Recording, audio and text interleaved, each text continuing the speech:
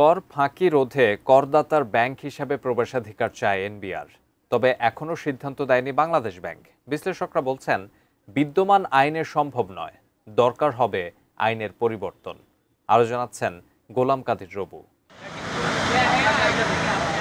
NBR কিংবা অন্য কোনো সংস্থা আমানতকারীর ব্যাংক হিসাবে সরাসরি সার্বক্ষণিক প্রবেশের সুযোগ নেই কারোই। যদিও শর্ত সাপেক্ষে বাংলাদেশ ব্যাংকের মাধ্যমে এনবিআর বা অন্য কোনো আইন প্রয়োগকারী সংস্থা গ্রাহকের তথ্য জানার সুযোগ পায়।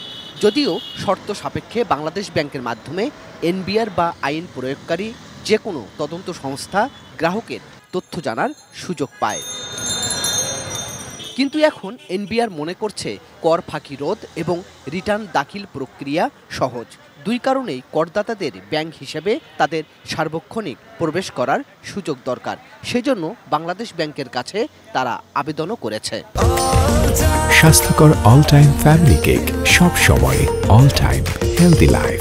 সিস্টেম থেকে কিছু কিছু তথ্য চেয়েছি, যেটা হলো তার রিটার্ন পূরণের ক্ষেত্রে সহায়তা হবে। আমরা কিন্তু বলছি না ওনার প্রতিটা তথ্যই আমরা এখান থেকে পাবো। আমরা শুধু ব্যালেন্সটি চাচ্ছি, সারা বছরের ব্যালেন্সটি চাচ্ছি, লাস্টের 30 জুনে তার কত টাকার ব্যালেন্স আছে সেটা চাচ্ছি, উনি ইন্টারেস্ট কত হলেন, তারপরে কত টাকা কর্তন করা হয়েছে।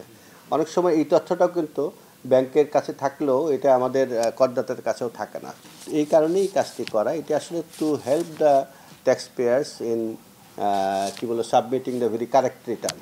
তবে বিশ্লেষকরা বলছেন ব্যাংকার্স বহির্সাক্ষ্য আইনে গ্রাহকের কোনো তথ্য প্রকাশ করা যাবে না।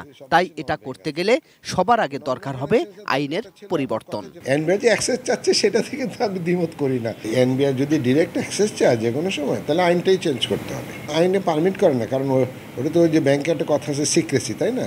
তো bank is not really bound to expose all the information regarding the bank account holder to the outsider. এটা ব্যাংক করে না বা করবেও না, কারণ তার আইনেই বাধা দেয়া আছে। বাংলাদেশ ব্যাংকও এখন পর্যন্ত কোনো আনুষ্ঠানিক সিদ্ধান্ত জানায়নি এনবিআরকে। বাংলাদেশ ব্যাংক বলছে গ্রাহকের স্বার্থ রক্ষা এবং আইনি বাধ্যবাধকতা থাকায় সংশ্লিষ্টদের সাথে আলোচনা করেই সিদ্ধান্ত নেবে তারা।